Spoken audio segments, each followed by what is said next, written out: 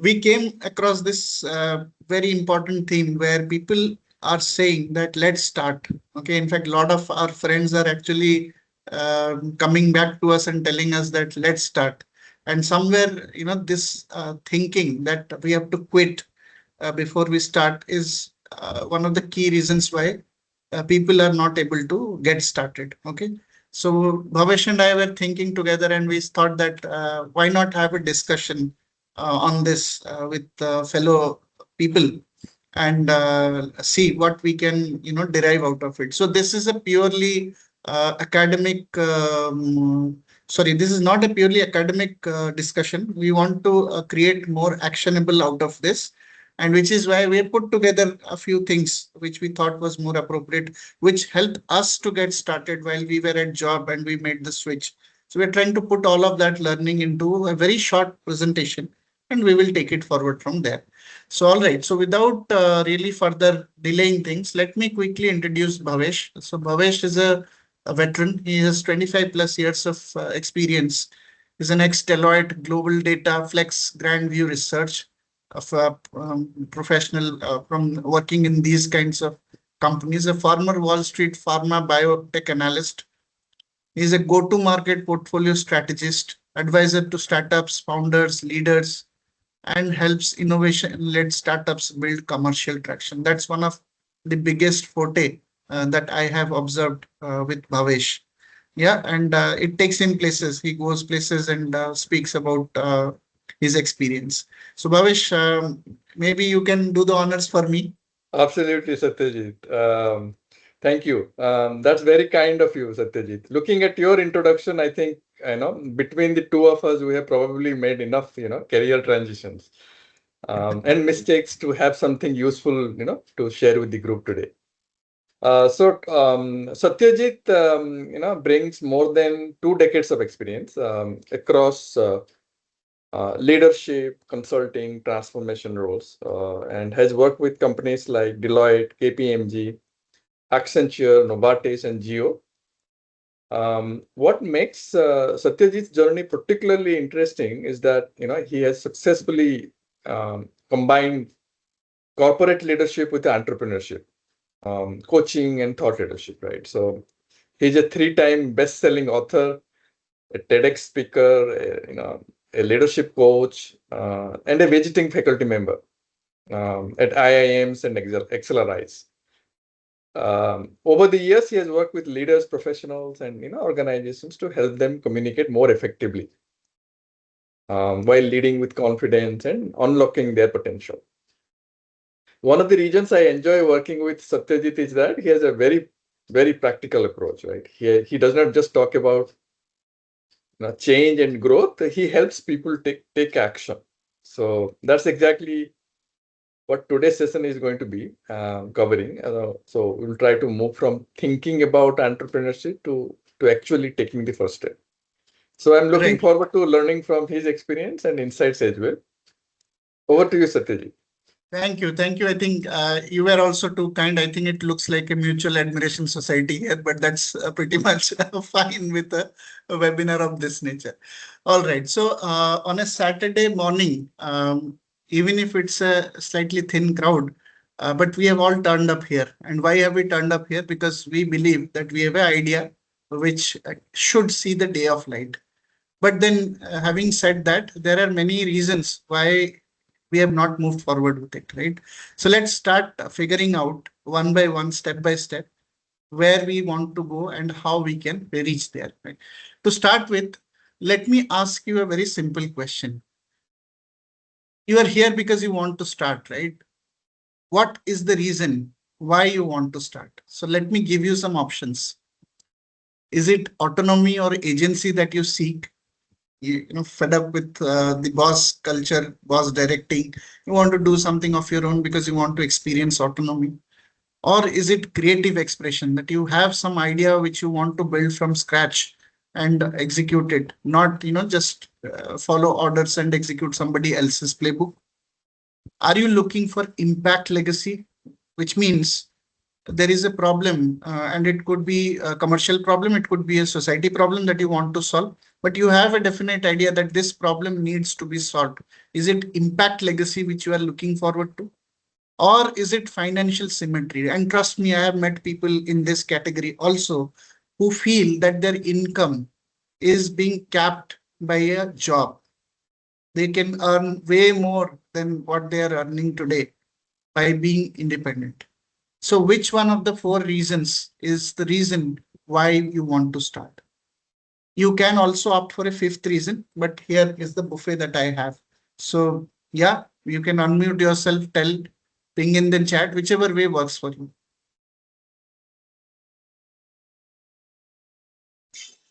Yeah, so I think strategies and Bhabesh, in my opinion, most of the time currently in India, people want to ride the wave of startup.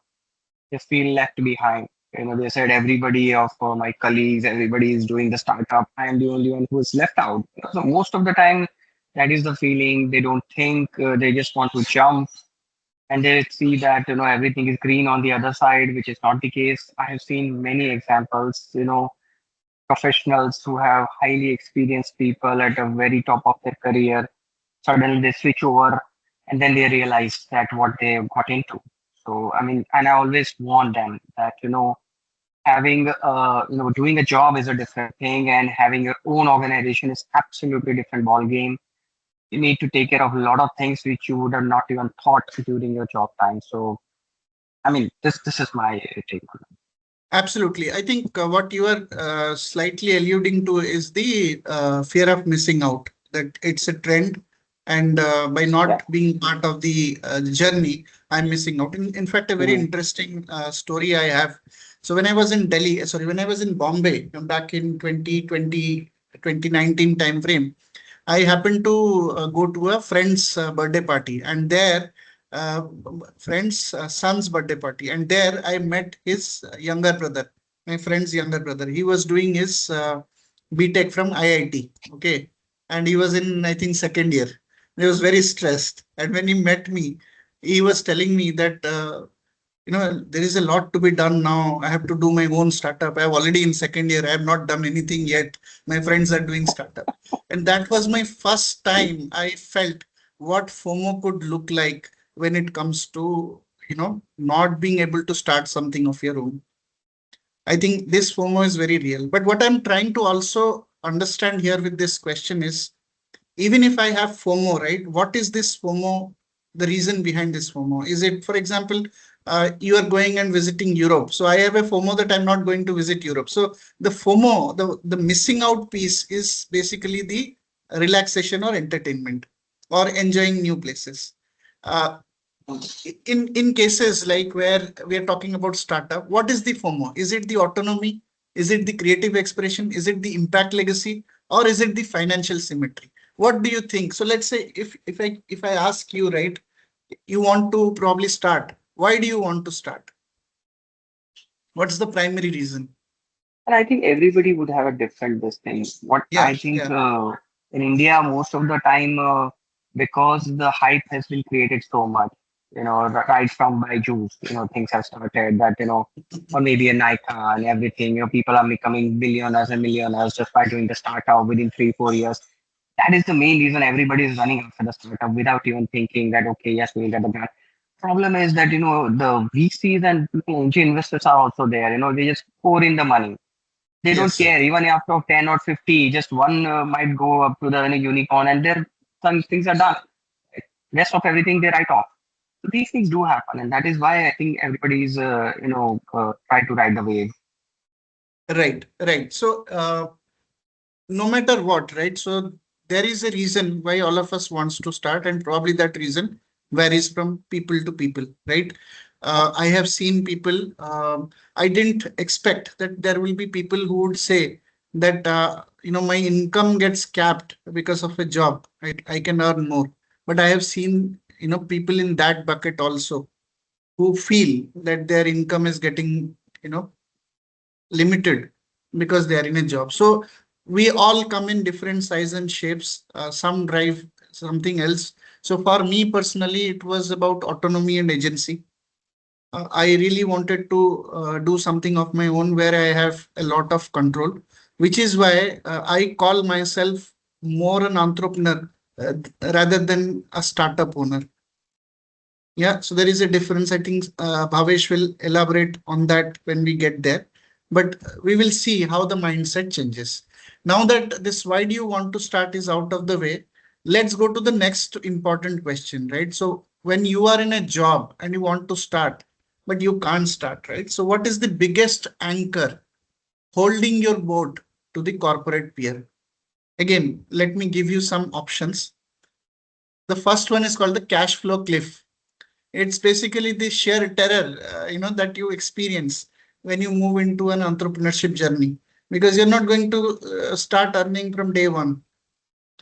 There will be a gap in the build phase, and then you will start subsequently earning, and that earning may be a percentage of what you might be earning at your corporate level, especially if you're like 15 years, 20 years, that kind of a experience band. The second one, which is again very, very important, is called the identity tax. This means that you have spent, so for example, in my case, right, it was 20 years of experience in corporate strategy, whatever it is, right? And then what I am doing right now, I am starting from scratch, right? So this journey can become sometimes a journey of identity too, shunning away everything. And I have experienced it very first hand, right? So when I used to go to the colleges as a senior leader from Accenture, I used to be rolled out the red carpet because they thought that I will give them placements. But now when I go after this 20 years, when I started stuff of my own, I didn't had an institutional backing. And the moment I went there, the red carpet is a very, very distant dream now. It is, even getting into the doors becomes a challenge. So that identity tax is a very heavy tax that many willing professionals, many willful professionals are unable to make that cut. Yeah. And it is perfectly normal. The last one is again very important. It's something that I can also relate to, when I was basically trying to move over, right? So what happens is corporates take a disproportionate amount of time, okay, of your work life. And after your 11, 12 hours plus the commute, when you come back home, you're hardly left with any energy to work on your own stuff. As a result of which, what happens is your cognitive bandwidth is not available for your own personal endeavor, which is what you want to plan for long term. So this is again something which is more related to how you're going to manage your energy. So if people are failing in this area, it is another reason why they are keeping glued to the corporate job. And many of us, frankly, are in this bucket because what happens is prioritizing corporate work, our own priority becomes, very, very secondary.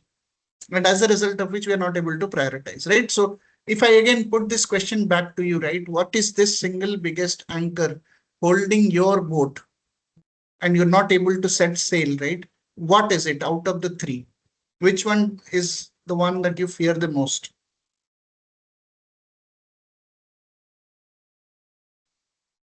I think for most of the people, it will be number one only. Yeah. It's a fact, and especially during current situations, whether it is geopolitical, whether it is what is happening in India. Hmm. Imagine, if tomorrow you open up our news channel or anything, you see that petrol has hiked 2 rupees or 3 rupees. That creates a lot of kind of discomfort, creates a lot of this disbelief that what would we do next. That is Hmm. a anxiety of almost everyone, every single Indian, I would say, unless they are in the bracket of top 1% of India, or maybe if they are a politician, so then they don't have to worry. But otherwise, Hmm. everybody face this thing. Yeah. Right, right.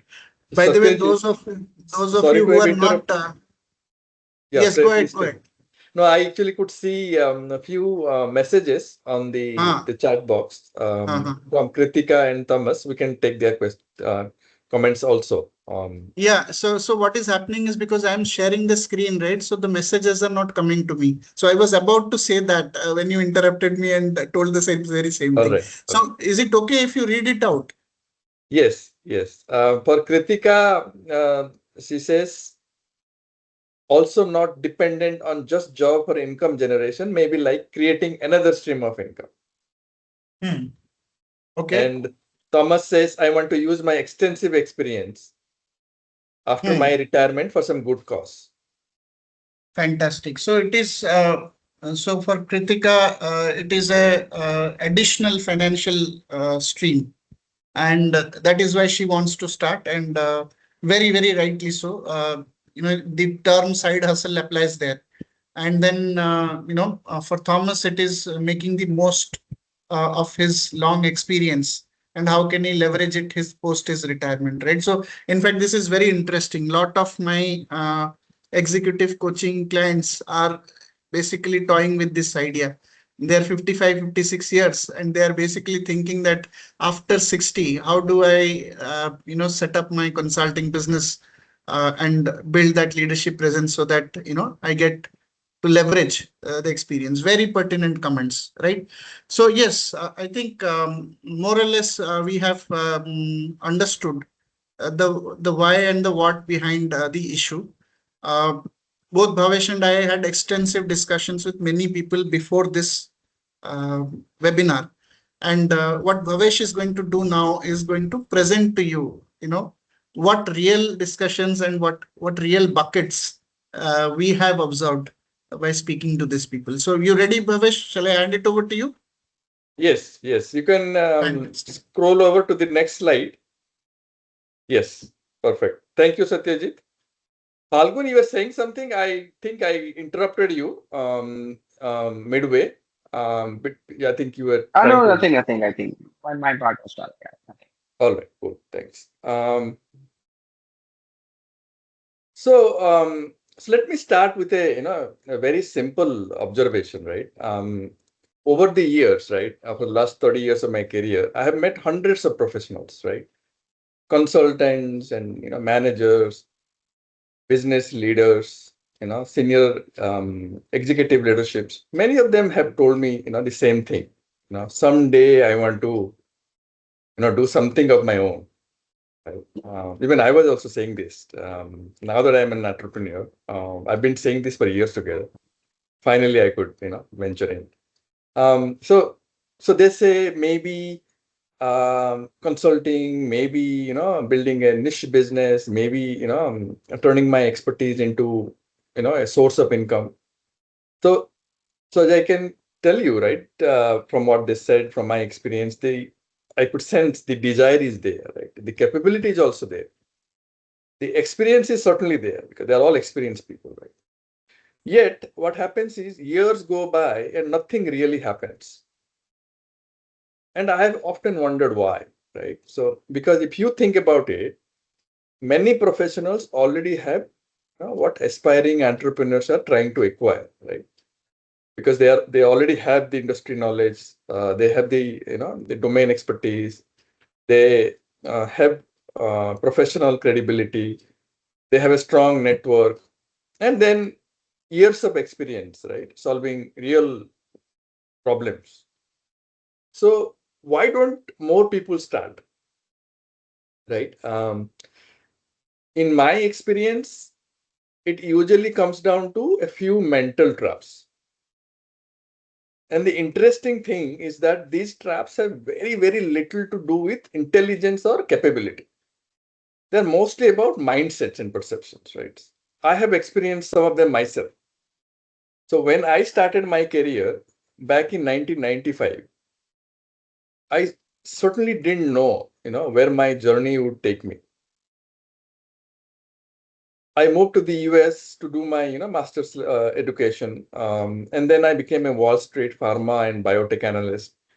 I returned back after staying in the US for 6 years, and ended up working with, organizations like Deloitte, Data Monitor, and Global Data and Flex and others.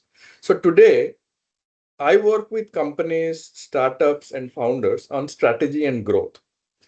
So when I look back, right, none of these transitions happened because I had a master plan.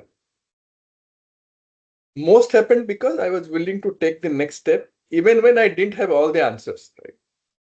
So that's why I believe that for most professionals, the challenge is not capability. The challenge is getting started.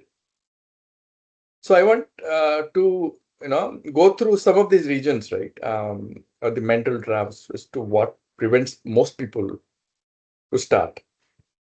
Let me talk about the trap number one, right? Which is waiting for the perfect idea. I think this is probably the most common trap. People believe, they need a groundbreaking idea or a breakthrough idea before they can start. Right? Many of us think it that way. They keep looking for, that one magical opportunity, something unique, something disruptive, something big, something nobody has ever thought about before. So the problem is that while they are searching for the perfect idea, they are not taking any action. And action is where learning happens, right? So if you look at many successful businesses, they didn't start as perfect ideas, right? All of them evolved over time. The founders learned from customers and then they adapted, they refined, they pivoted, right? They changed directions. So the original idea was often very different from what eventually unfolded or succeeded, right? So one thing I have learned is that the market is a much better teacher than our own imagination. You can sit in a room and think about an idea for 6 months, right? Or you can speak to 10 potential customers in 2 weeks and learn from them more than you would from your own 6 months of planning, right? So perfection is often the enemy of progress. You don't need the perfect idea, right? No one starts perfect. So you need a problem which is worth exploring. So that said, let me talk about the trap number two, which is fear of losing income and security. Satyajit talked about that and gave a very great context already. I'll try to help expand that with a bit more examples and anecdotes.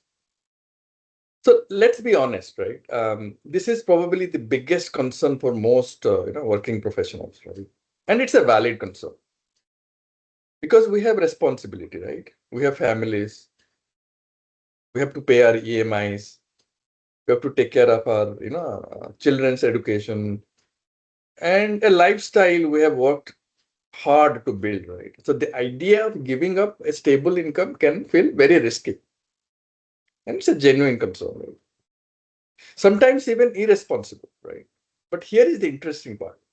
Many people, right, they assume entrepreneurship requires an immediate leap. They think it's either a job or a business, right? Corporate or entrepreneur, employee or founder. But reality is much more nuanced, right? Today there are many ways to start while keeping your job, right? So the objective is not to replace your salary tomorrow. The objective is to start learning. The objective is to validate demand, to understand what works. The objective is to build confidence, right? So your job can actually be your biggest advantage because it provides stability. Because startup is an experiment, right? And you need to pay your bills while you are experimenting, right? So that's why we call this webinar, the very title of it, right? Start without quitting. So now let me talk about our trap number three, right? Which is overestimating the risk. This one fascinates me. Human beings are naturally, wired to focus on downside risk, right? We ask, what if I fail? What if nobody buys? What if, I end up wasting my time? What if people judge me? These are all fair questions, right? But we rarely ask the opposite question, which is, what if it works? Or even more importantly, what is the cost of never trying, right? What if you are sitting with some that you end up sitting with the same idea 3 years from now? What's the risk of that? Or 5 years from now, for that matter, right? How would that feel? So many professionals, right? They spend years worrying about risks that may never happen. Meanwhile, the opportunity to learn, grow, and create something meaningful quietly passes by, right? Sometimes the greatest risk is not failure, it's staying exactly where you are. Right? So, that said, let me come to the trap number 4, which is analysis paralysis. So, this one I understand very well because I come from a research and consulting background. In the research and consulting space, we love information, we love frameworks, right? We love analysis, and we love getting things right. But entrepreneurship does not reward perfect analysis, right? It rewards action and learning. Now, I have met people, right, who have read every entrepreneurship book, right? They have watched, tons of, YouTube videos on startups and entrepreneurship and innovation. They've taken every course out there. They've attended lots of webinars. They've consumed endless content, right? But they have never spoken to a potential customer. They've never tested any idea. They've never asked someone to pay. So at some point, learning stops adding value, right? Action becomes more valuable than information. So one customer conversation can teach you more than 10 books. One small experiment can teach you more than months of planning. So the goal isn't to know everything before you start. So the goal is to learn as you go. Now let me come to the last mental trap, which is thinking entrepreneurship means building a startup, right? So this is probably the biggest misconception. So when people hear entrepreneurship, right, so they immediately imagine startups, right? Fundraising, investors, pitch decks, valuation, teams, scaling. Understandably, you know, they sound and look overwhelming, isn't it? Entrepreneurship is much bigger than startups. In fact, most successful businesses, they don't start that way, right? Because they all start small. One customer, one project, you know, one engagement, one problem solved well, right? In my own experience, when I started off with my consulting practice, it took 9 months to win my first contract, right?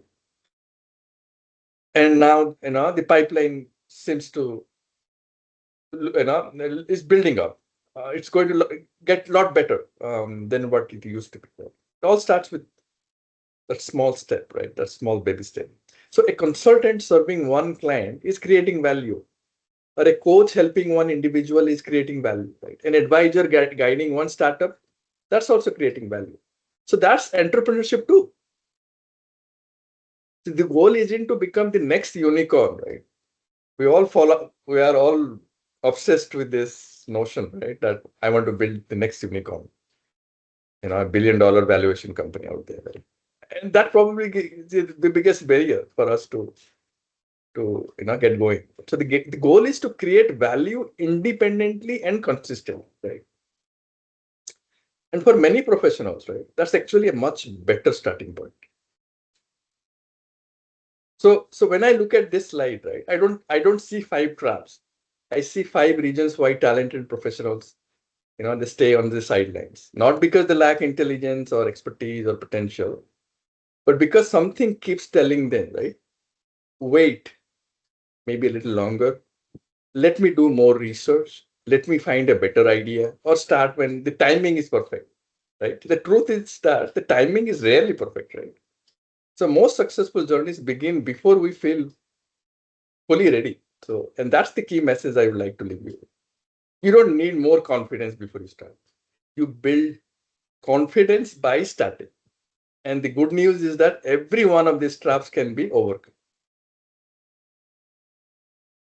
Right. I think, Bhavesh, very nicely, very diligently, you have put across these 5 traps. Yeah. One of the things while you were speaking about it, I basically was, calibrating in my mind.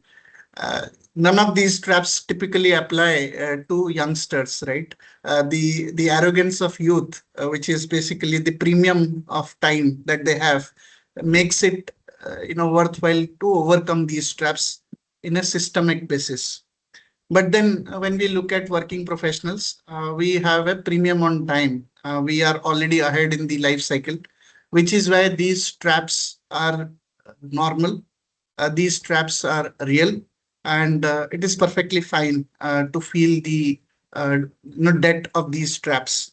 But very nicely you have put that all of these traps can be broken, and you can liberate out of each of these traps. And one of the reasons why we are having this webinar is also to develop that perspective, to develop that transition architecture, which will enable this kind of a thought process to work with. And to do that, right, what we need is a very different kind of reframing. Yeah. And that is where I want to talk about this transition architecture, which is more about reframing, more about perspective, more about how do you go about operationalizing, breaking away from the traps. Okay. We will keep talking about more and more about this. Now, what I have here is four boxes where I'm talking about four different tenets of this architecture. The first one is, of course, the capital runway. So, which is for a working professional, it is very important to know what financial position we are currently in, right? Do we have a runway of a year? We have a runway of 6 months. We have a runway of 2 years. It depends from person to person. It depends on how well he has planned his financial journey, right? For many of us, we don't even know what financial planning is. Many working professionals I have met, all that they understand is probably putting some money in SIPs or stock markets or FDs, right? But financial planning is a full-fledged action by itself. So what I generally urge to people is to look at where they are with respect to their finances, right? And this helps them get the perspective in terms of what's working for them, what's not working for them. And when eventually the cutover will happen, how well are they prepared from a financial perspective? The second one, which I also want to talk about, is the stakeholder compact. What is this? So when you make a decision that, yes, I want to start something in parallel to what I'm currently doing as a day job, it is going to take, additional amount of time. It is going to occupy some amount of your time, which was otherwise going into some other bucket. Because if you observe, right, the 24 hours in a day is not going to expand. It's not going to become 25 or 26 hours, right? That 24-hour window is going to remain the same. So along with your day job, now you have to again manage something which is like your passion project or a side hustle for whatever reason you want to start with. And this is going to again take some of your time and take you away from your family for a bit of time, which is why communicating with your stakeholders becomes very, very important. When I was in my journey, when I was having a day job and I was also trying to build something on my own, I really had a very candid discussion with my better half and basically told her that this is how the journey is going to be.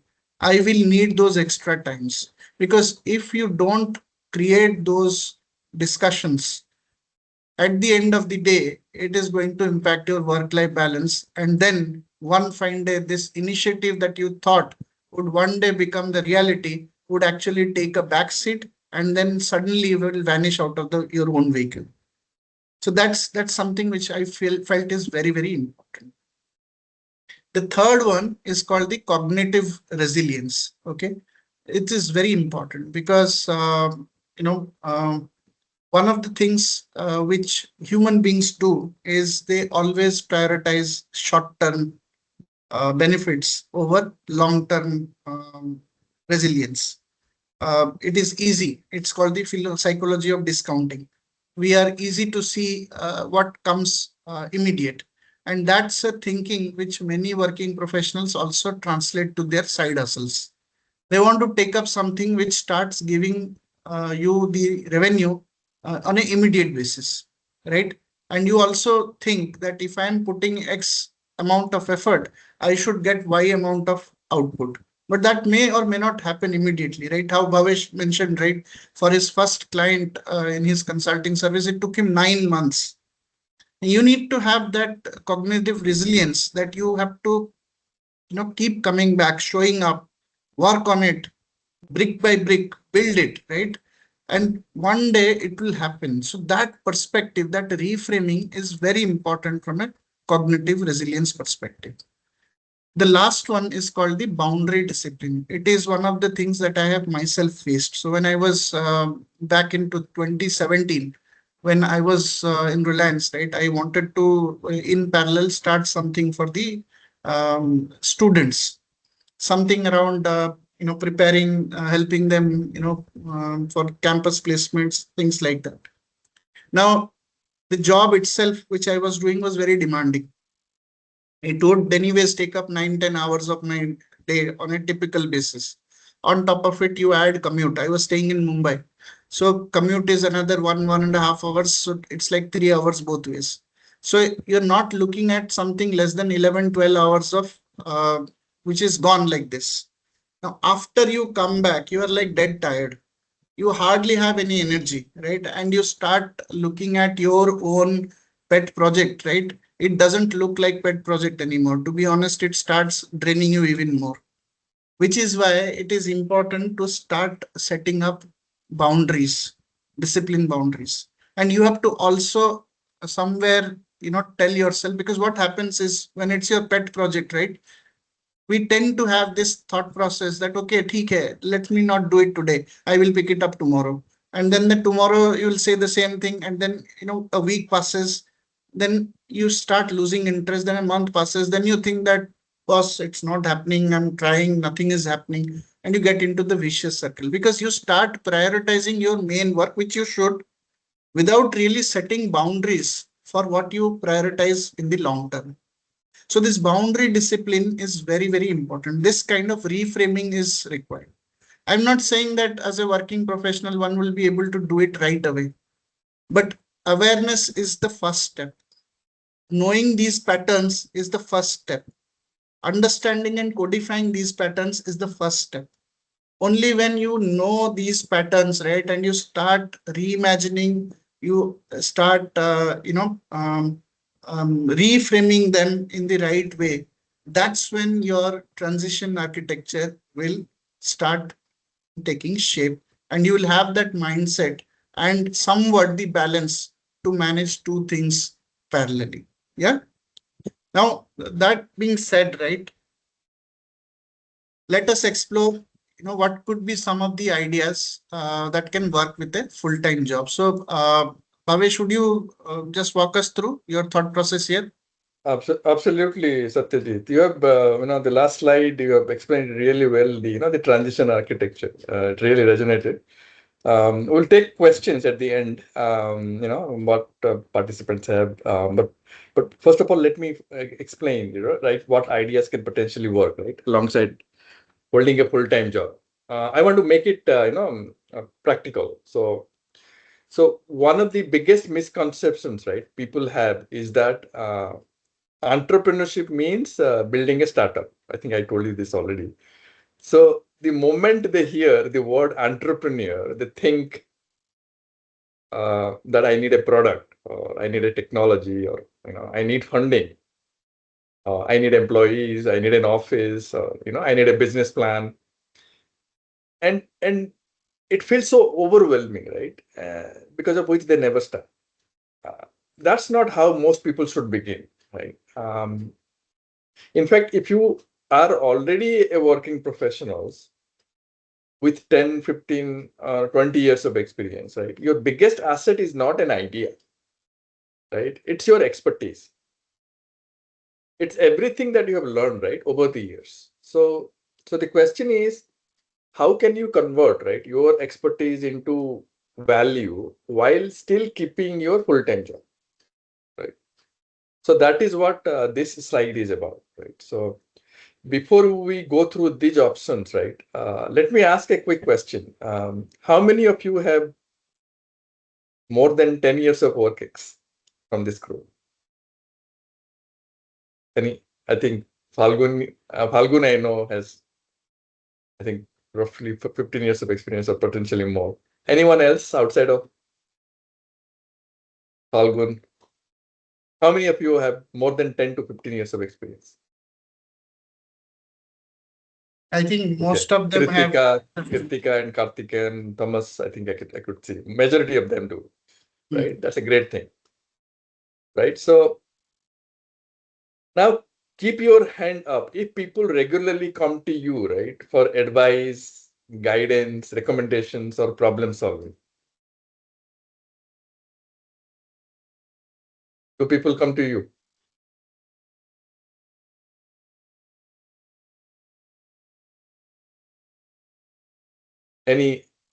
Anyone want to raise the hand?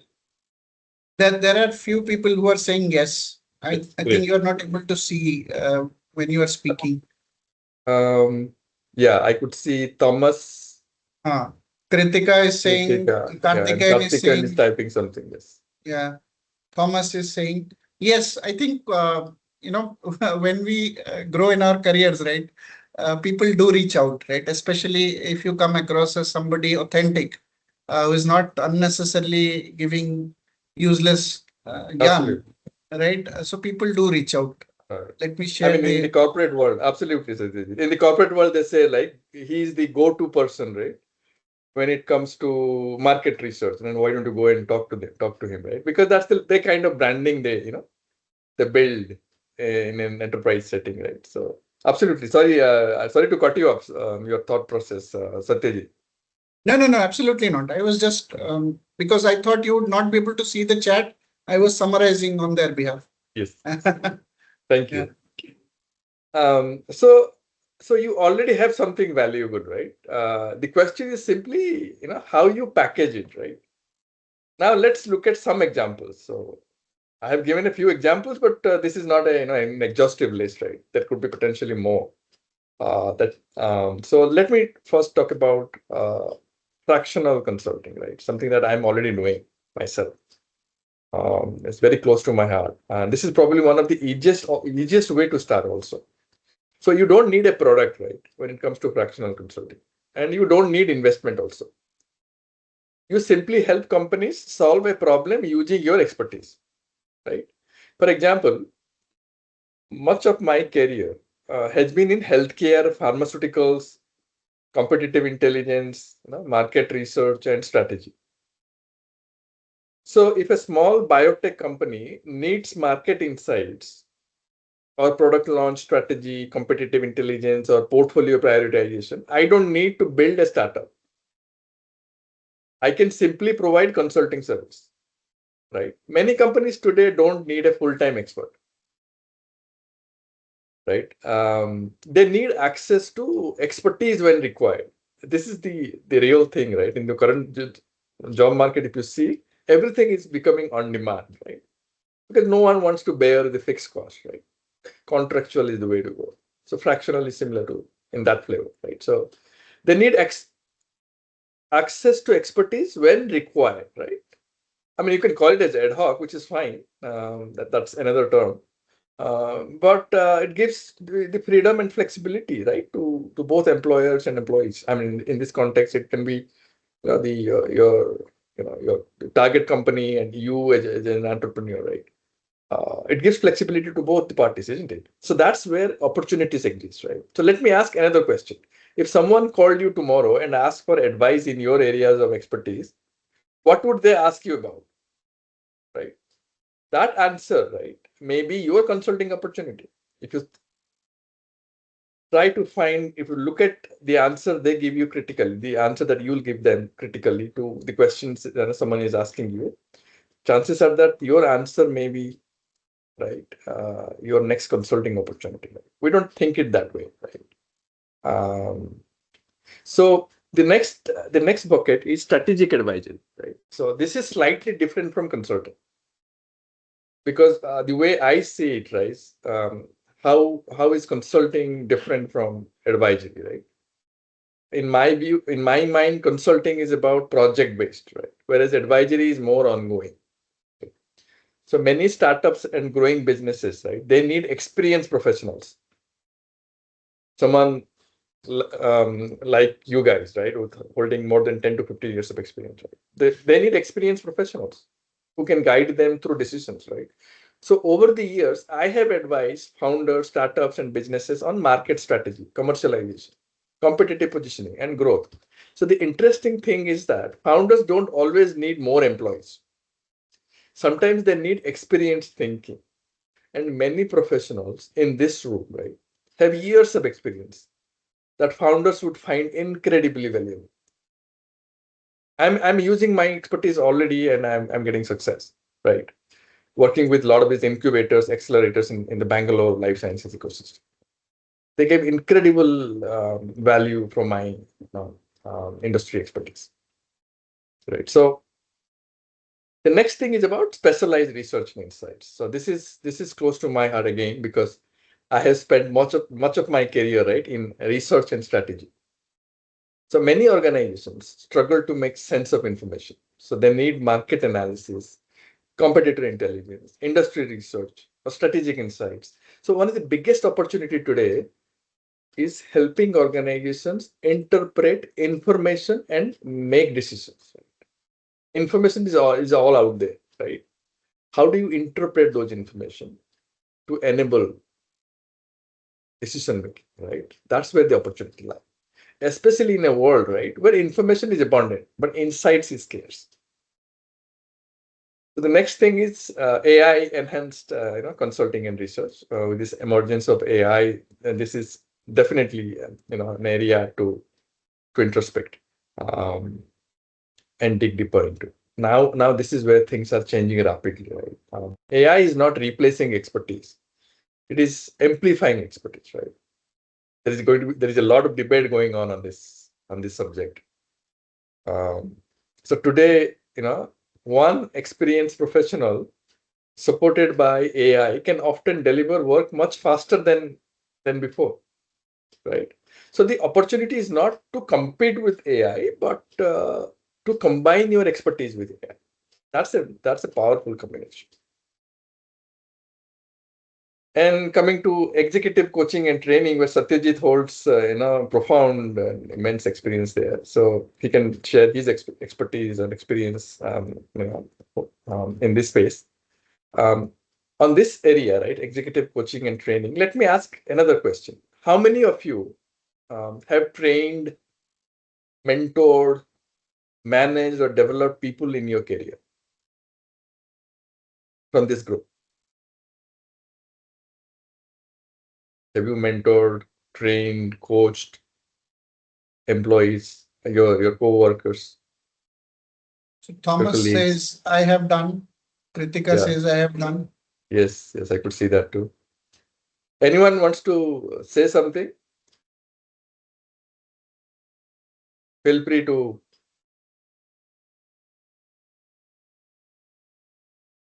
speak up if at all. Falgun, I think you have something to talk about. I'm sure you must have coached, No, I mean, bring.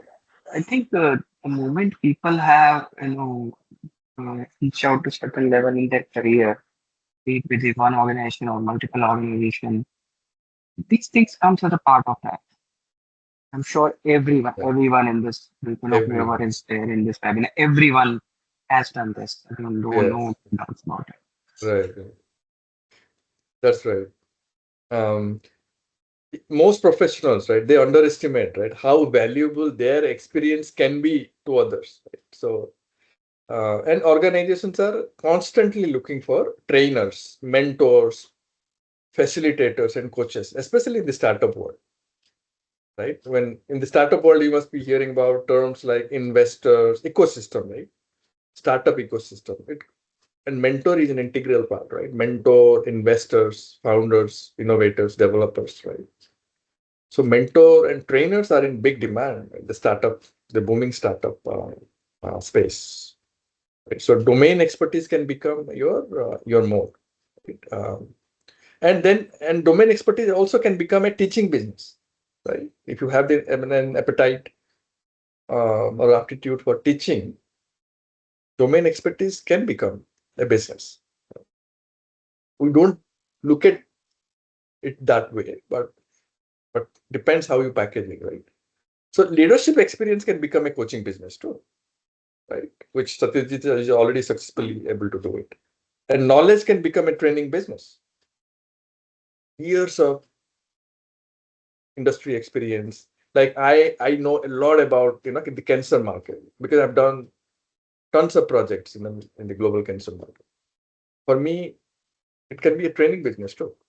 And those out there in any other their areas of expertise, if they have amassed tremendous amount of knowledge, right, through their career, through the projects that they have delivered to the clients, it can become a training business, right?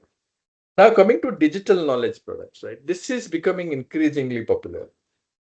Um, so think about all the templates, frameworks, checklists, methodologies, playbooks, and tools, right? That you have developed over your career. Most of us create this for our employers, right? And we're not supposed to carry it along when we leave a particular job. But the native knowledge stays with you, right? So what if some of that knowledge could become a product? Can you productize? Your the templates, frameworks, and the research methodology or playbooks that you have developed for your employer over the years. Can you productize that? Of course, right? There is a way to do. I mean, we don't think about it again, but it can be, right? So knowledge can become an asset. And an asset can generate value repeatedly. Right? Now let's talk about industry newsletters and thought leadership. Now, one thing I have learned, right, is that opportunities often follow visibility.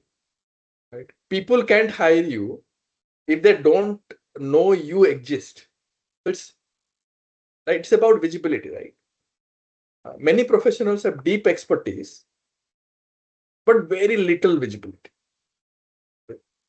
for whatever reasons. Maybe they're shy, they're introvert, they don't open up. They may be subject matter experts, but they're not visible, right? Now, a newsletter, a LinkedIn content, or a thought leadership article, thought leadership, paper.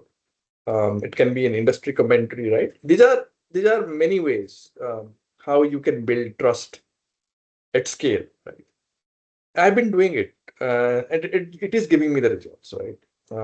I regularly post content on LinkedIn in my areas of expertise, and because of which the visibility is increasing. I'm trying to because my job is to win projects, right? And I do my own sales outreach and business development. And because of my LinkedIn presence, discovery calls, introductory calls are happening fairly easily because of my visibility on LinkedIn lately, right? But when I started off, it was not the case. So many consulting and advisory, opportunities, they start because someone consistently shares valuable insights. So in fact, some of you may be attending this webinar because you saw content, right, from either Satyajit or me. So that's thought leadership in action. And then expert communities and peer networks. Right? This is one of the most underappreciated opportunities. People don't pay for information, right? They pay for access. They pay for learning. They pay for connections, right? So many successful businesses have been built around communities, right? So groups of people facing similar challenges and learnings together, right? Sometimes, the community becomes the business. So now when you look at this slide, right, I don't want you to see 8 business model, right? I want you to ask yourself one question. Which of these feel closest to you, to who I already am, right? Because the biggest mistake people make is trying to become someone else. I want to be like him. I want to be like, the other person out there, right? We tend to compare ourselves with, right? That's the biggest mistake that people can make. The easiest business is to start the one that is closest to your existing expertise or core competencies. So you don't need to reinvent yourself. You need to leverage yourself, right? So the challenge is not acquiring more knowledge, but the challenge is to recognize the value of what we already know, right? And that's where most entrepreneurial journeys begin. I hope I was clear enough. Satyajit, you were saying something? No. I just switched the slide to the Okay. next slide. All right. I hope I could make sense in my previous slide. I'll take questions on that probably towards the end of the session.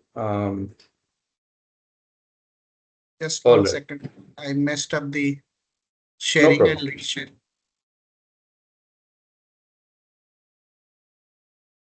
All right.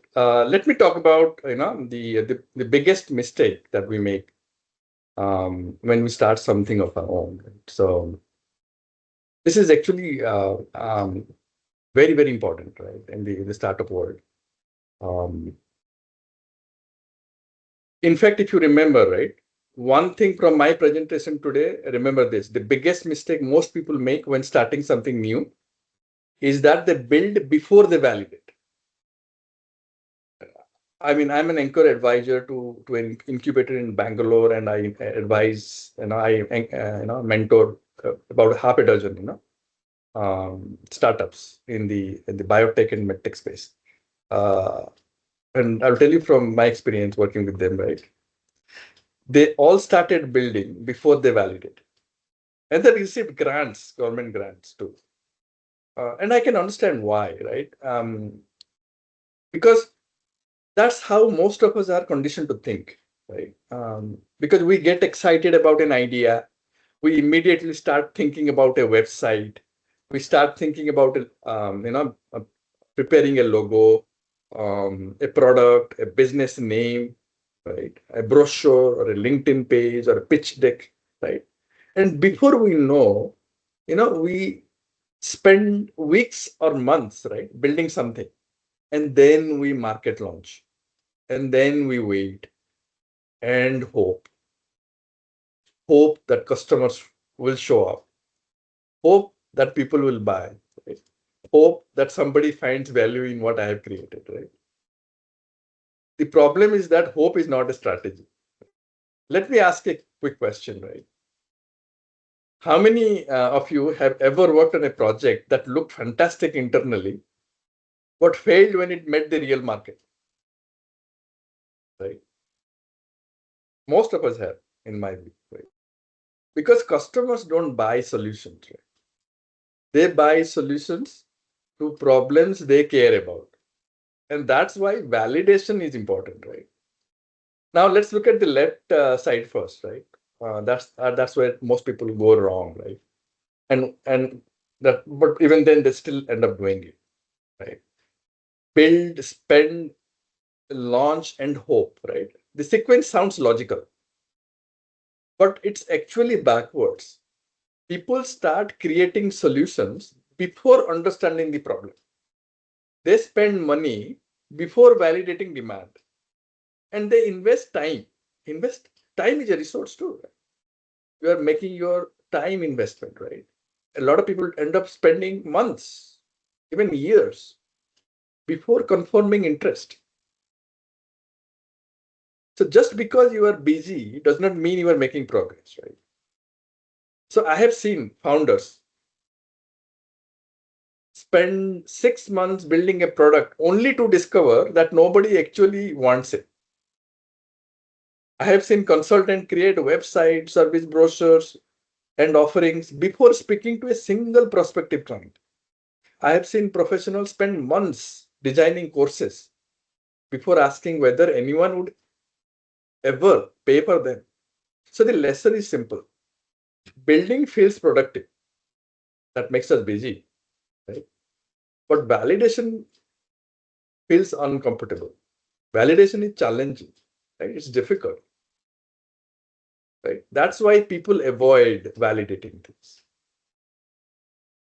It's a tendency, right? Human tendency to we tend to sidestep or difficult things that we think we can do later and start looking at easier things, right? So now let's look at the smarter approach, right? towards the right side of the slide, right? So instead of starting with solutions, start with the problem. So find a problem or identify a problem that people genuinely struggle with. Then start the conversations with the stakeholders, the buyers, the channel partners, right? Lots of conversations, not one or two, as many as possible. Not sales conversation again, like learning conversations. Ask questions, listen carefully, understand what frustrates people, understand what they are trying to achieve, understand what they have already tried, and most importantly, understand whether the problem is important enough or acute enough for them to solve. Is there a pressing need, overarching need, right? Because not every problem is a business opportunity, right? People may complain about something.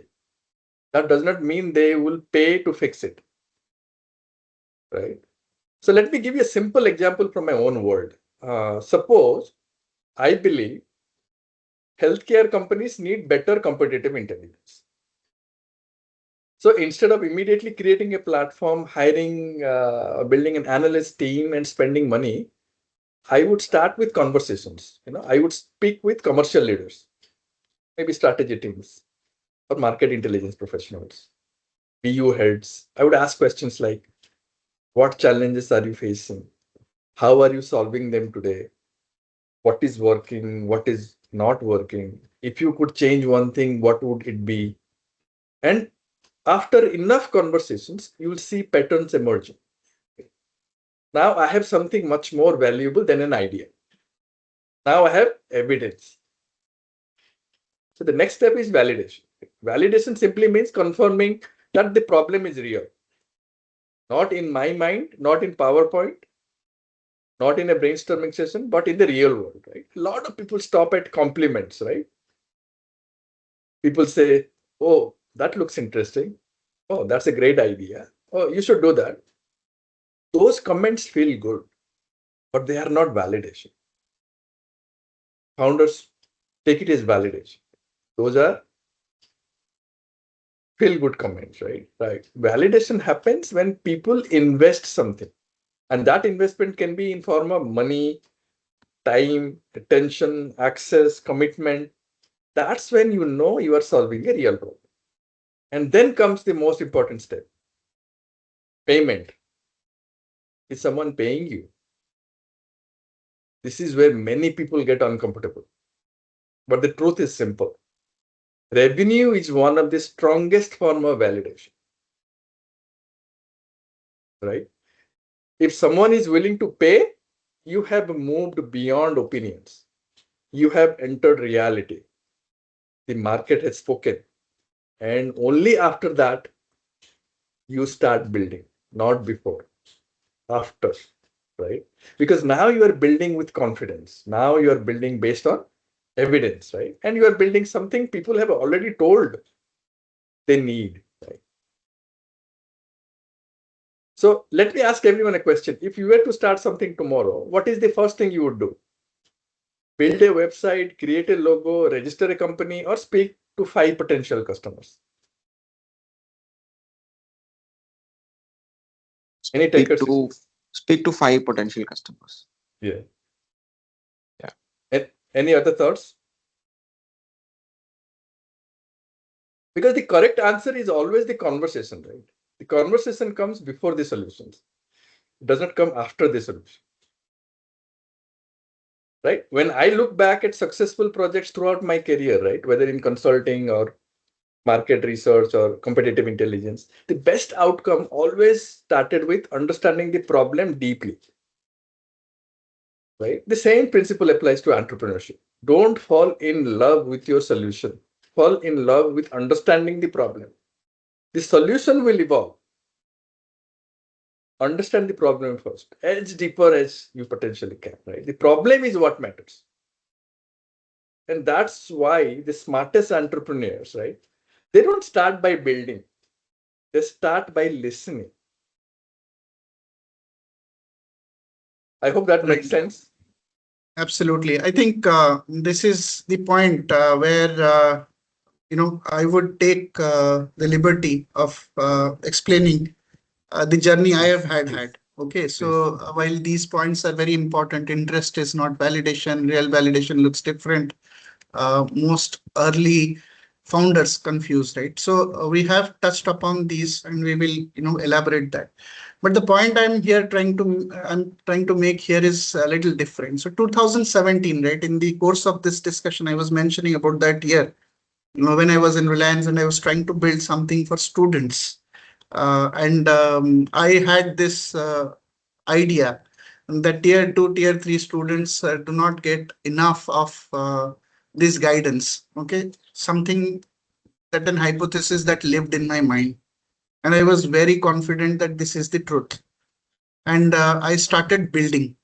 Okay. And then I also started spending. I spent money, hired a team. Apart from my day job, I used to spend disproportionate amount of time guiding them. It was it was a very stretched period of time in my career, right? And then at that point of time, I also realized that the student is willing to spend 500 rupees and have momos, go for a cinema, or loiter around, but he's not willing to make that 500 rupees into an investment of about his career. And the reason which I found out was because when tier through tier 3 people, students, they generally think that the college will be responsible for giving them employment. So it is the college's responsibility to train them for the campus placements. So this was one of the insights that I got. But look at the sequence, right? As Bhavesh has pointed out, right? I started building, started spending. Okay, this is what I'm saying. Started building, started spending, and even tried to launch.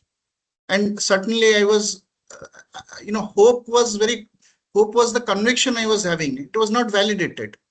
And when it came to the point where the rubber meets the road, that's when I realized a plate of momo is probably more valuable than what I was trying to offer to them through the platform. Is it the reality? Can I do something about it? Yes, I could have probably got some VC money and then created some ads, scared the shit out of their head that okay, if you don't join this platform, you're not going to get jobs. All of that could have been done, but that's not the right way, and certainly the sequence was not right. Now cut to the second scene, right? When 2021, I was thinking of whether to start my coaching business or not. I was not rushing. In fact, I was every day I was thinking, contemplating, and then I would defer this decision. And around that time, my first book also came. It was called Work, Workmanship, and Winning, which was about how do you build a career, right? A career that is rewarding for you and fulfilling for you. And then, I wrote that book, understanding the core problem, that relationship that people have with their careers is not very well understood by most, and which is what I wanted to address through the book. So the book itself became the problem definition, and somewhere along the lines, there was enough to entice users to read it. And then suddenly one day I got a call from somebody in Australia who was one of my team members in KPMG. Now he called me up and then he said that, hey Satyajit, I read your book. It's a fantastic book. I thought, oh, okay, fine, very nice, really lovely. And then he said, why don't you start a coaching business around it? Why don't you coach people?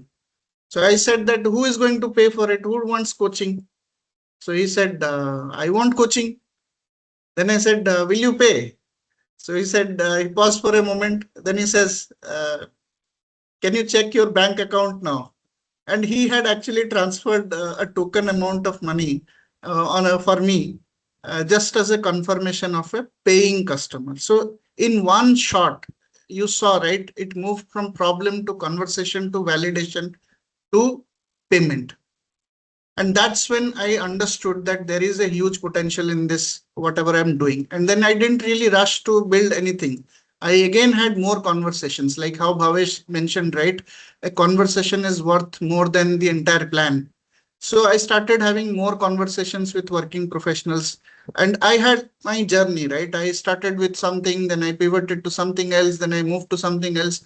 And at this stage of my career, I am actually having a full-blown executive coaching program, which is what I'm offering for senior people. So the point I'm trying to make here is what Bhavesh said is an extremely practical way to go about it. Okay. And something that I have witnessed, I have lived along when I went through the journey.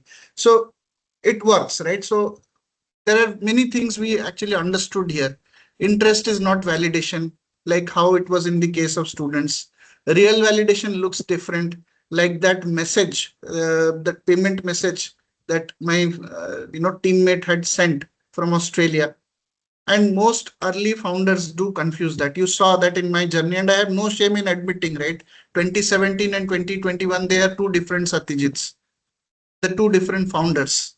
The first one actually built, spent, and lost money and lost purpose. The second one is more profound, more grounded, understands what the problem is trying to solve, how can he solve, and then there is a validation to what he's trying to do. So there is this journey which I personally I have made, and I thought that probably it could just be a good point to share. Yeah, back to you, Bhavesh. Thank you, Satyajit. Some really nice example from your own experience that adds more moat to my arguments. Thank you for bringing that. Um, Kritika was asking, how long did it take you to build that visibility and see meaningful inbounds? Uh, that's a difficult question. For me, it took little over a year to build visibility. Building visibility on social media and other platforms, right? Network platforms. It takes much longer than what we anticipate. It is a continuous and it's a consistent process. If you start, and it's like the way they say it in real estate, right? It's all about locations. And in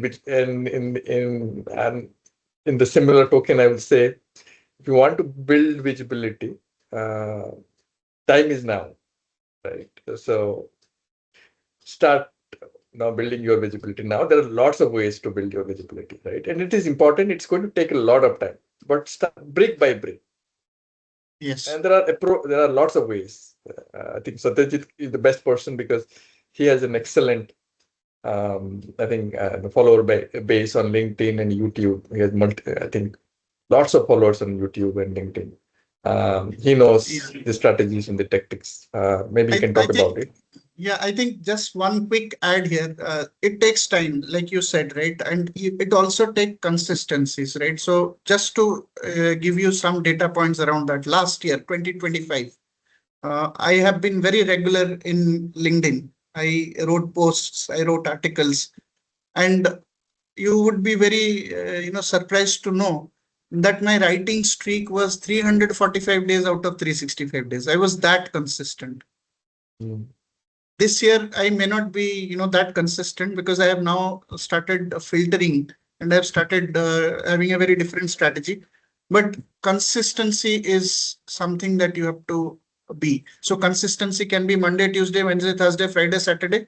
Consistency could be Monday, Wednesday, Friday. Consistency could be Tuesday, Saturday. The Yeah. point is the routine and the rhythm. The point is not how many. I think that is a very important point. I wanted to add on to what Bhavesh was saying. So, shall I just move to the next slide? I think we are Yes, yes. because We're we'll open trying. up. We're Uh, behind the schedule. We'll try to wrap up as quickly as yeah, we yeah, can so that we can take questions at the absolutely. end. A- Absolutely. So I think I'm just going to go over very quickly, very, very important three-step action blueprint, right? Uh, Along with the tactical steps, right? You also need reframing. That is how we have grounded the session today. Now, what would be the first step, right? The first step is the sovereign shift that you need to make, which is more around your mindset, right? For example, you have to move from being directed to owning your narrative. What do I mean by this? What happens is when you are in a job, right? What happens is you are used to taking instructions. The day is pretty much planned. the week is pretty much planned. You know what needs to be done. And of course, there are ups and downs that happens that carries on. But essentially, when you head to the office, right, your day is planned. You know what needs to be done. But when you are planning something of your own, right, whether you are doing it with job, without job, the the play field is very open. You have to basically start owning the narrative. You have to come up with what activities you want to do on a everyday basis, and that could become very draining. Which is why, again, having that mindset that yes, I liked autonomy, and that is why I'm here. So let me own it. Let me own the narrative and let me set directions for myself. This requires an entrepreneurial mindset. This is exactly what is the entrepreneurial mindset is about. To be able to dictate what work I want to do in that particular thread. So that's the first step that you need to take. The next step, which is step two, lot of times, this is called the parallel architecture. Lot of times, your desire to be an entrepreneur stems from a resentment towards your current job. It could be a toxic boss, it could be a toxic environment, or whatever it is, right? And which is where it is important to understand the role. This webinar is about start without quitting. So very well, we are advocating that you continue and then you start parallelly exploring what needs to be done. Yeah, which is why you need to have a very different view of your job now. Look at your job as your angel investor. This job is the very entity which is going to fund your runway. The side venture that you are planning is your innovation lab. So the parallel architecture is your current job is your angel investor, and your side hustle which you're planning, side venture which you're planning, which will eventually go full time later on, is your innovation lab. So fund your innovation lab with your angel money, angel fund, angel investors money. If you have that mindset, right, you will see your job's resentment actually vanishing, actually dissolving.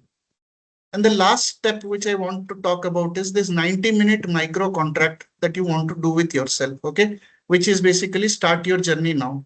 Lot of things Bhavesh has told today in terms of operationalization, in terms of real hard hitting practical steps, right? How do you start doing that?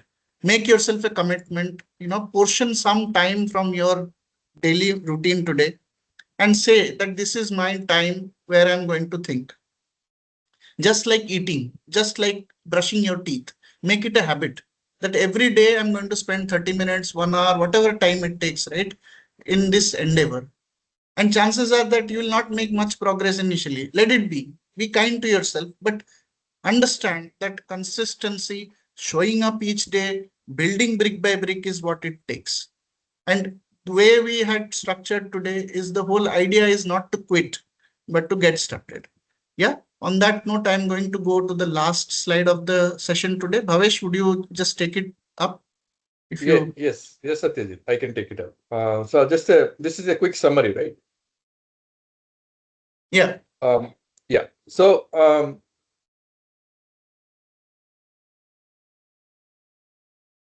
so as we wrap up, let me leave you with five simple ideas, right?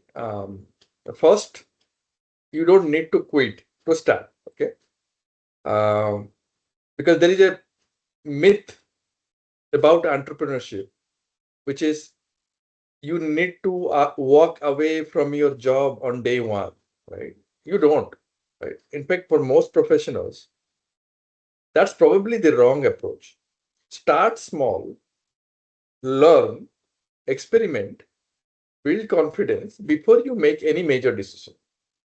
That's the first thing that I will tell you. The second one is your job. Your job, as Satyajit explained, is your angel investor. Your job is an asset, right? It's not a liability or an obstacle, right? Your salary funds your runway, right? Your experience gives you credibility, and your network gives you access. So your job is not holding you back. It can actually help you build something on the side. Okay. The third thing is, which I already discussed, right? Validate before you build, not the other way around. Don't build and then validate. That's the wrong sequence. Validate, then build. Don't start with a website or a logo or a product. Start with conversations, right? Understand the problem first as deeply as you possibly can. Make sure people care enough about the problem to invest their time, attention, or money in solving it. Fourth is small, consistent action, beat big plans, right? Most people overestimate, right, that what they can do in a weekend, right? And they underestimate what they can do in a year. So start small, stay consistent, right? One conversation a week is fine. One LinkedIn post a week is fine to begin with, right? One customer meeting a week is good. So those small actions, right, they compound over time. And finally, start before you feel ready. That perfect time will never come. The reality is that nobody ever feels completely ready. There will always be uncertainty. There will always be reasons to wait. And there will always be reasons to postpone or defer. The people who eventually build something meaningful are usually not the people who had all the answers. You won't get all the answers when you start off, right? They are the people, right, who took the first step, like the way they say, right? You learn to swim after you jump. Right? Jump and learn to swim. So if there is one message, right, we hope you take away from today's session, it is this. The goal is not to quit your job. The goal is to create enough options, enough confidence, and enough evidence that one day quitting becomes a choice, right? Not a necessity. So thank you for spending your time with us today. Absolutely. Let's open it Absolutely. up for questions. Yeah. I think that is profound. Yeah. So yes, we are open to questions now. In fact, any thoughts you can share? How did the session go? You can be open with feedback also. Yeah. What could So have? whether you liked it, whether what you Yeah. didn't like also is fine. Yeah. It's Yeah. all it's all a very matured audience, so it's perfectly fine. In fact, our yes, Karthikeyan, I think you have raised your hand. You have a question. Yes. Yes, yes. Actually, this is a very good session, and it's a eye-opening session for us. And even see exactly, it's a what I feel is like this is the right time, because even these days I was thinking like how I can make something out of work, and how in sideline how I can Mm. start something new.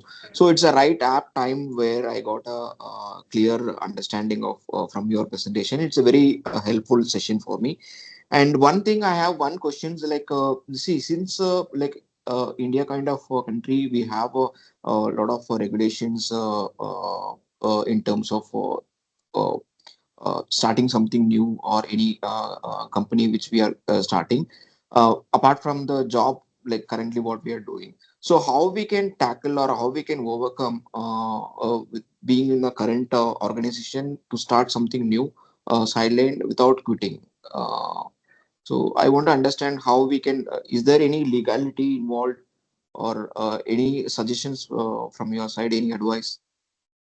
So I think one of the things that you need to probably look at is your contract, the employment contract. Okay, so you need to understand whether what you are doing will qualify becoming a moonlighting.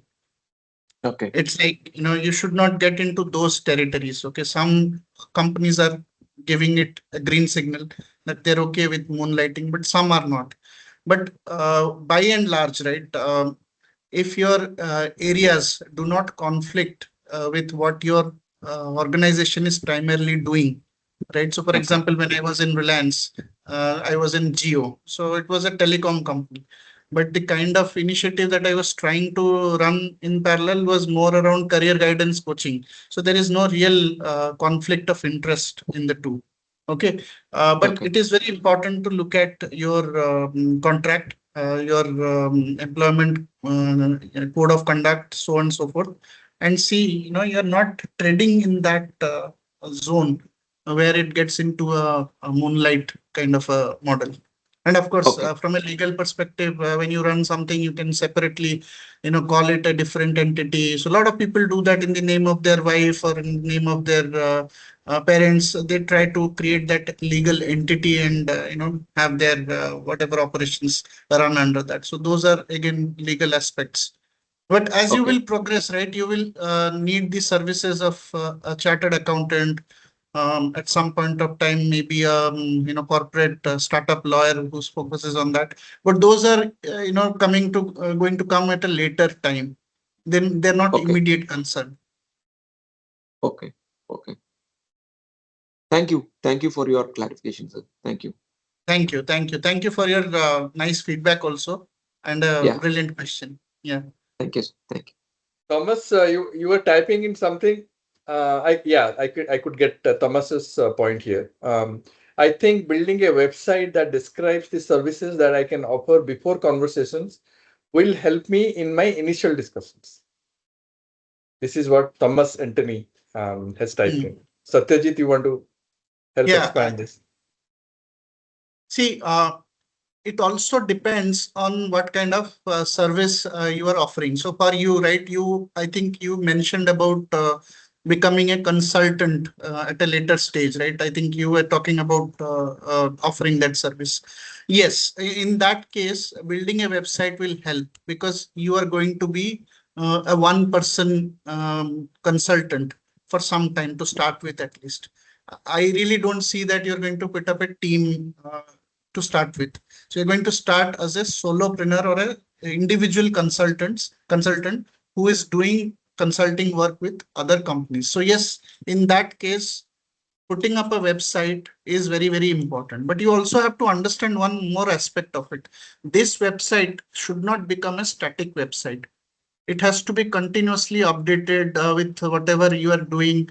So for example, if you look at my website, right, I have basically tracked all my journey from the very beginning of my career, right, from my entrepreneurial journey.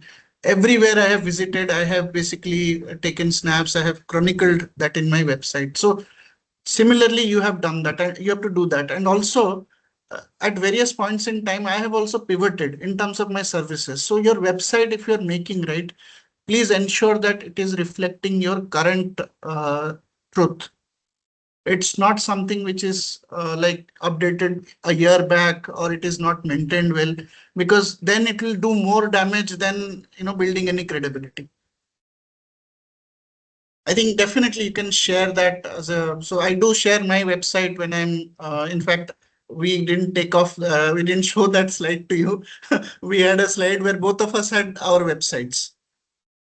Bhavesh had his website written there. I had my website written there. So yes, it's a credibility builder, especially when you are into a business which is driven by your intellect value, like consulting and all. It really helps. Yes. Yes. Any more questions? Any more questions, Falgun? You have anything to ask? Shashwat, um, Ashish? Sorry. The good part is you've done a very practical, kind of things, putting in a certain point, which are very, very practical. Not many people are, kind of paying attention to that. So I think that would be really helpful to the people who are already uh, in this chat and webinar. So yeah, but it takes still a long part. Right? It does not look as simple as putting in a Yeah. presentation and everything. Yeah. People need to have a big thing is patience, Mm. confidence. These two things are absolutely important, and of course the support from the family. Mm. Without Definitely. them, nobody Yeah, would be able to do anything out of it. And most of the absolutely. time, they are also kind of limited by this factor as well. So good, Absolutely. great job, you guys are putting. Yeah, thanks. Thank you, Falgun, for your I think encouraging words. thank you. That was very encouraging. But I also want to put a question back to the group, actually, if I may, right? So, Please. I see, to be very honest, I see a lot of information around building startups and all that, right? But given that you mentioned that what we put together was very practical, right? More tactical, and also it had a pillar which talked about how do you reframe, realign, things like that. Would What do you think? Would people be interested if we, develop this further? into a program? Would does it make sense? Would do you think people will find it beneficial? I would love to hear thoughts from all of you.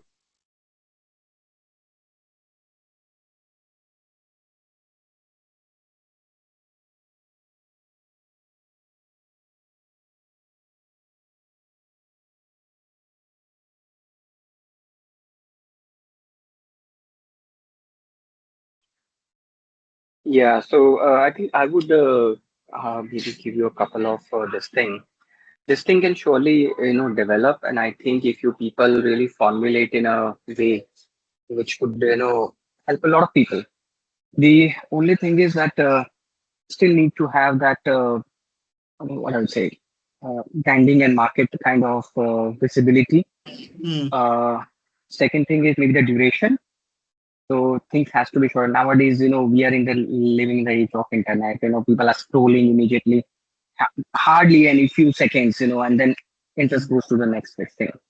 So yes, LinkedIn is a very good platform you people have been doing, but you can formulate these things, and I would say, yeah, sure, things would be good.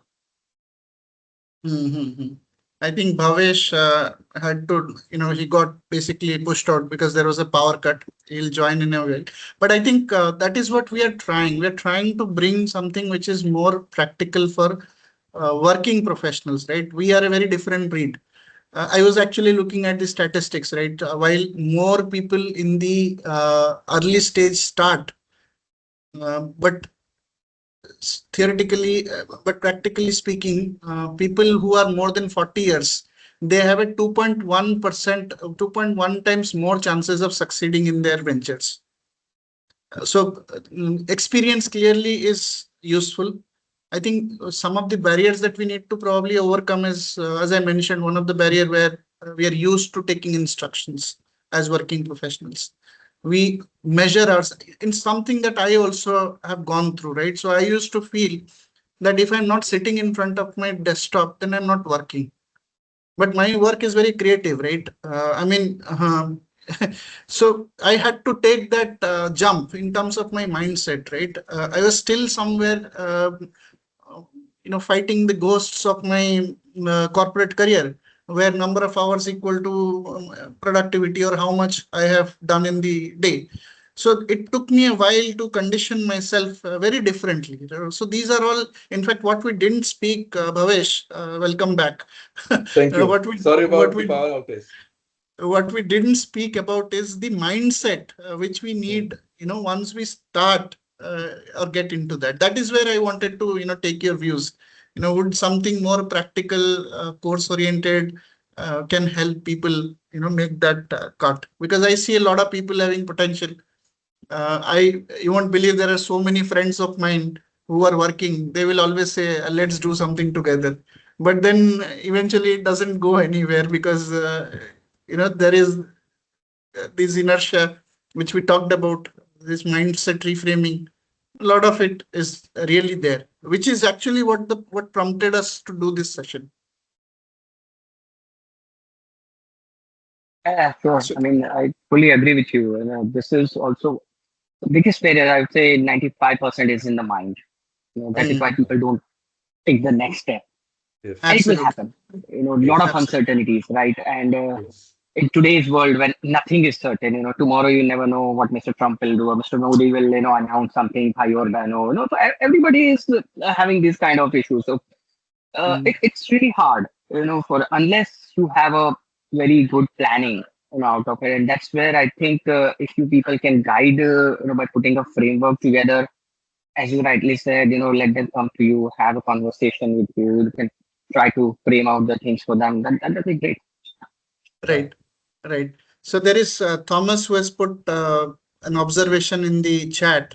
He says that I have seen some people offering workshops for doing consultancy without quitting the job.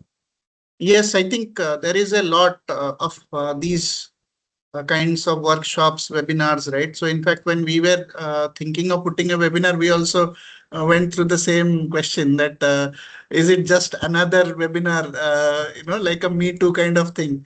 So, yes, there are many people who are trying to share something or the other. See, the question now is no more about availability, and the question is now about fitment. So, you might find working with X to be better than working with Y. So that differentiation, that judgment is something you have to build. So yes, there are many people who are offering this services. I think if you want, you should try out speaking to them, how they can help, and take it forward from there. Yeah. In fact, adding on to what Satyajit said, right? I mean, I do, advise a lot of startups as part of incubators and accelerators in Bangalore. When I started off ad hoc, ad hoc session, like an hour-long session, thinking through the problem statement or refining the their solution framework or value propositions or things like product market fit and thing.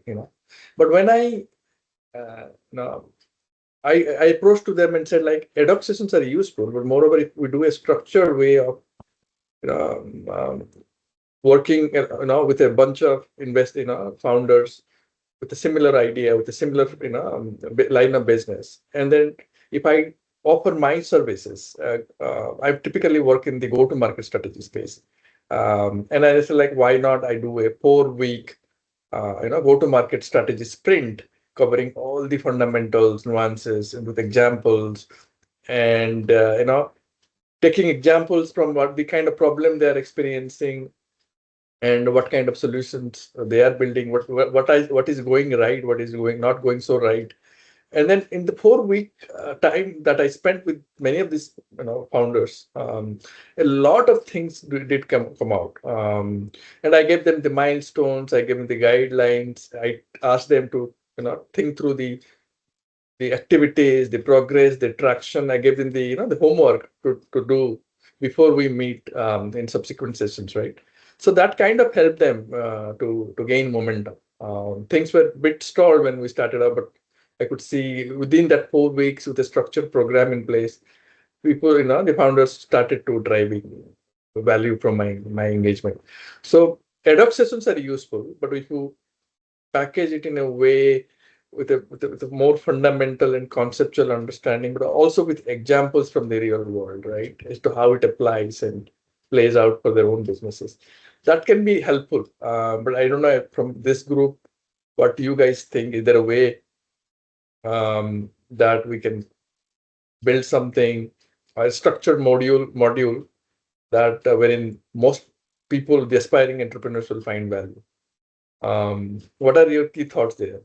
Do you think anything of that sort would help you to take that action? What is stopping you from, in the event that program comes out to be more meaningful and more thought-provoking? Sorry, guys, I have to jump back. No problem. Thank you. Thank you, Palgun. Thank you.